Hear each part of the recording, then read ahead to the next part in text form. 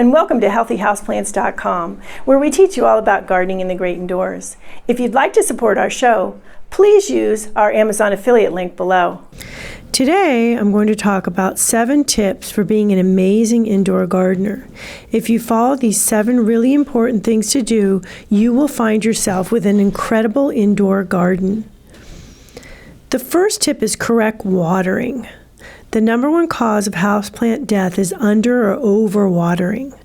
Both will do a lot of harm to your houseplants. Before watering your houseplants, you want to make sure that the plant is ready for watering. Just because you watered last Tuesday doesn't mean your houseplant needs water again this Tuesday. The most important thing to do is to check the plants for water readiness. When using something like the moisture meter, for instance, to check on that. For most houseplants, you want to water when it shows 4, which is next to the 3, which is dry. And I do have actually 2 videos on using the moisture meter effectively. So, proper watering. Obviously, too, don't forget your houseplants and forget to water them, because dried out soil is going to lead to dried out plants. There are plants that will recover. Some, such as peace lily, will recover even when they've gotten very dry, but other plants will be gone once the soil is dried out. So they will die, and you will lose them from your collection. So be very careful with correct watering. Additionally, always water with warm or tepid water. Very cold water is going to produce dieback on plant roots, and that can lead to root rot as well as poor growth. The second tip for being an amazing indoor gardener is correct lighting. This is critical to houseplant growth. Houseplants grow because of the light they receive. They grow when they photosynthesize, and they can only photosynthesize when they receive light, and that doesn't mean dim light. Most houseplants need medium light. There are some houseplants that will do okay in dim light, but no houseplants are going to grow in really dim light. If you don't have good lighting coming from windows, you want to get full spectrum lighting.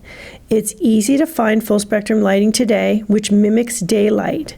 They make bulbs that can fit into just about any lighting fixture, and special lamps with octopus arms that you can move around in order to light up plants. I have videos on lighting as well, and I'll put the link below.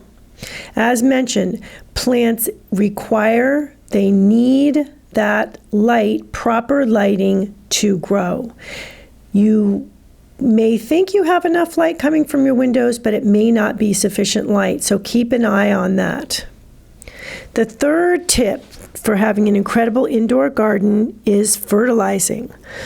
Remember, as I always say, you are father or mother nature.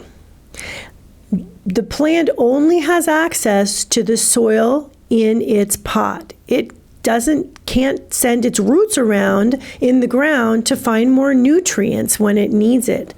It's waiting for you to feed the soil, which will then feed the roots and feed the plant.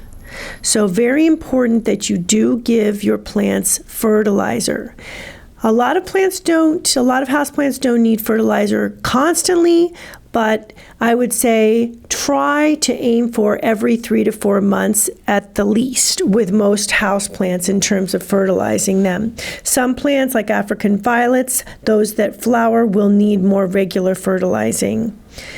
And when you do fertilize, use an organic fertilizer. I have videos on why that's important as well, and I do have an organic fertilizer product as well. So remember, nutrients important as well. Fourth tip, controlling pests and diseases. Keep an eye out for pests and diseases. Things like mealybugs and scale can take over very quickly and quickly turn a once healthy plant into an ailing plant. So in order to keep that from happening, When you water your houseplants, check them also for any signs of pests or diseases. You can use a jeweler's loupe. I have a video, I'll put a link below for that, how to use that. It's a really good way to look up close on the leaves to see if there's any signs of pests or diseases as well.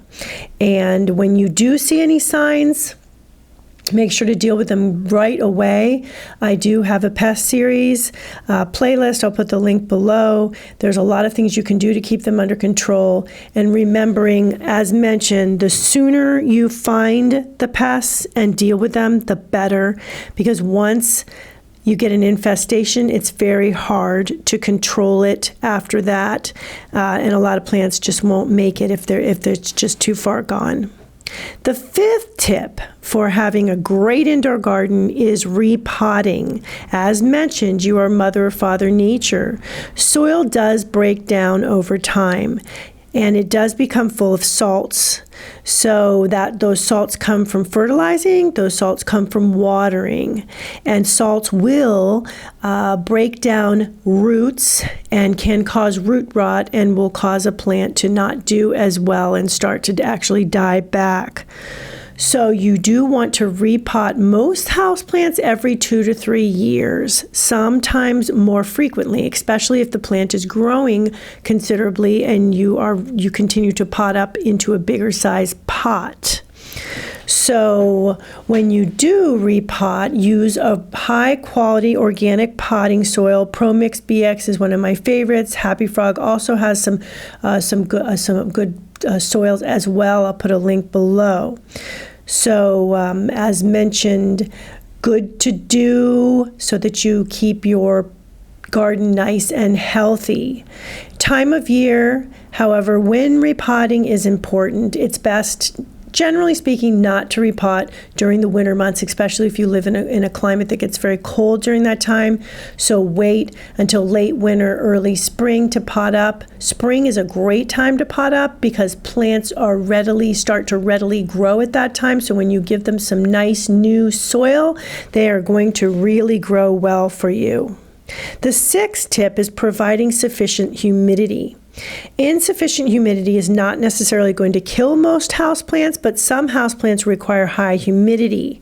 African violets and maidenhair fern, for instance, really like high humidity, as does spike moss. I have videos on how to provide more humidity to your plants. The best way to get more humidity to your plants is to get more houseplants because houseplants humidify each other. There are other ways as well as mentioned, and there are links below. Signs of not enough humidity include brown leaf tips, crispy edges with some leaf loss as well.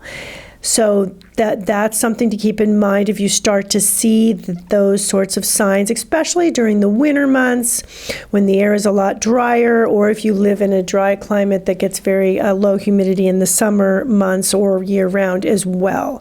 Also keep in mind, however, that those could be signs of overwatering and or root rot, so you're going to need to do a little investigation to figure out if it is indeed a lack of humidity.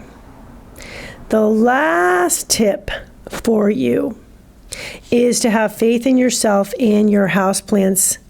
When you lose faith, you tend to lose interest. When you lose interest, you don't water the plant, don't give it enough light, and then it goes downhill, as does your faith.